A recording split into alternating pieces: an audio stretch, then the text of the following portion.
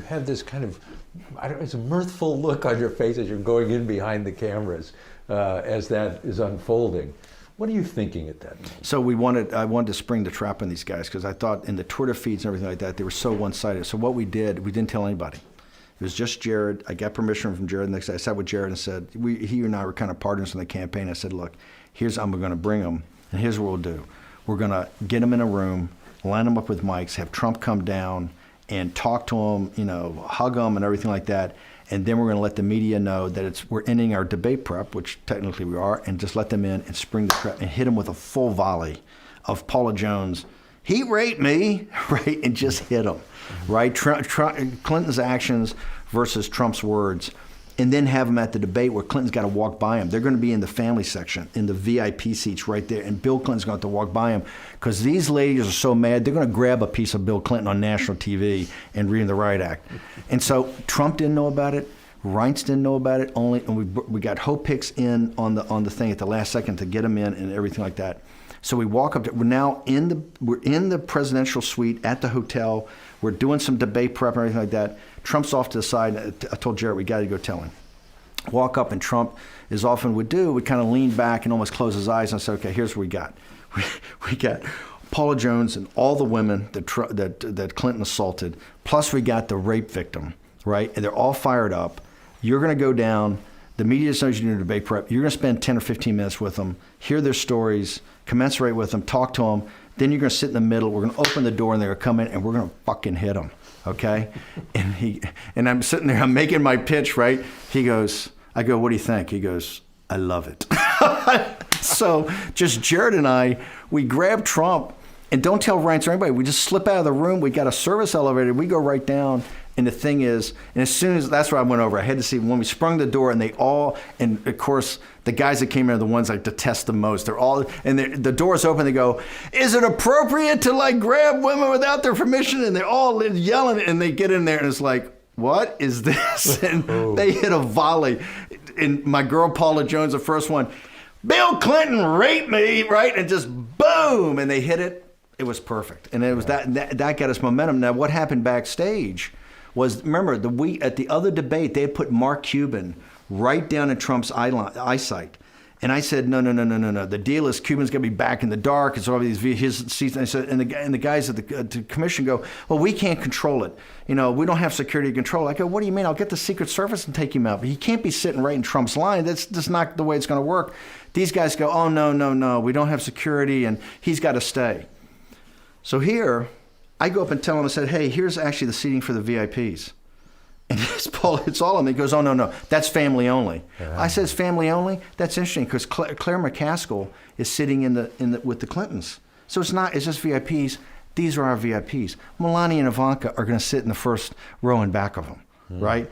And these guys go, and I said, yeah. And Clinton, the way we agreed on the stage thing, we walk out here, you walk out there, and Bill Clinton's going to walk right by him. And these guys go, oh, no. They come back and said, if you seat them, we're going to have security remove them.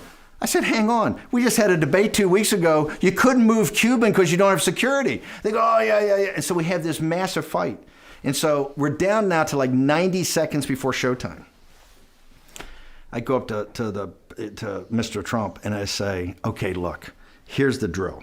If we force this, we can do it, but it's going to cause a consternation. It may embarrass Ivanka and Melania. Your call. We can sit around. I think we've done enough. They'll still be right there giving him stink eye, and he's rattled. You can tell Bill Clinton and the whole Clinton thing is rattled. He goes, let's do it that way. And I go, fine. So at the last second, we seat the family. And you tell Bill Clinton, that's why they had that great shot on Drudge where he's looking, he thinks we're going to springboard these, because these women are worked up right now. They want a piece of Bill Clinton, big time. And that energy and you could tell Clinton, she was off her game that night. We had rattled them. And so I think that gave us the velocity. That gave us the muzzle velocity to kind of drive home in the last 4 or 5 weeks of the campaign. So he wins.